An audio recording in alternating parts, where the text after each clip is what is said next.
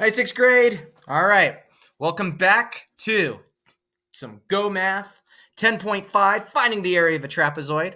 If you are like, dude, Mr. Frank, I already know how to find the area of the trapezoid. I'm a 3 from yesterday. Go ahead and turn this video off. However, if you're like a 2 or a 1, and you're like, I'm a little lost still, Mr. Frank, on finding the area of the trapezoid, then go ahead and stick with me. So today, that's what we're doing with a little more in depth on something, another concept as well. Okay, so how we find the area? We have this trapezoid here.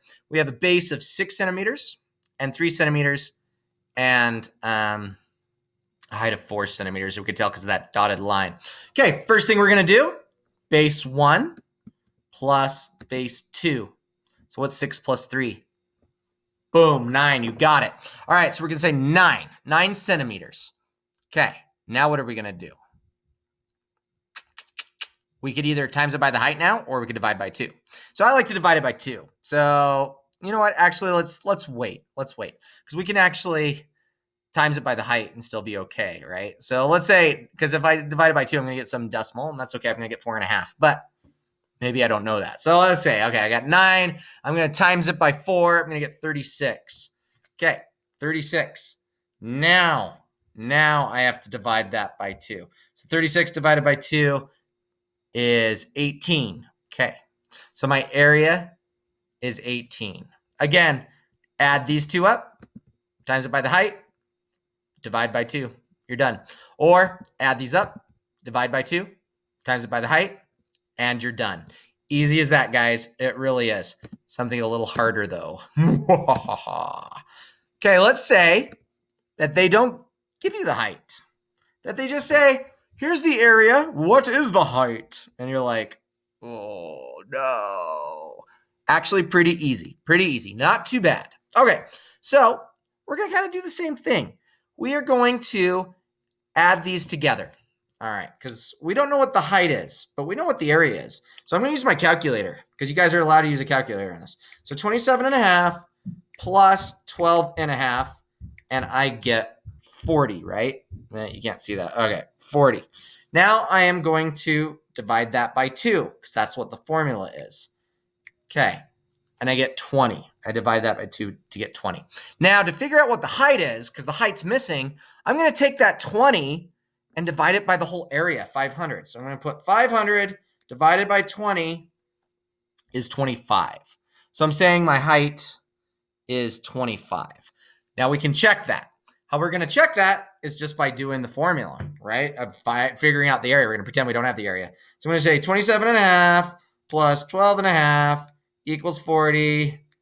Divide that by 2. I get 20. And then I'm going to multiply that by, what did we say, 25?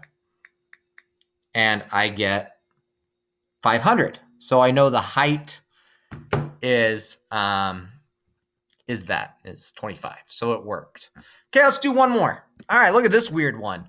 Now, they're putting the numbers in different places and the height going this way. Don't let it confuse you, because you know what? That's what they're trying to do. They're trying to be like, ooh, we're so tricky. Because the people that write this, they're sinister. All right, but we're gonna beat them. All right, so first thing we're gonna do is we're gonna add the two bases. I'm gonna use my calculator because I'm lazy.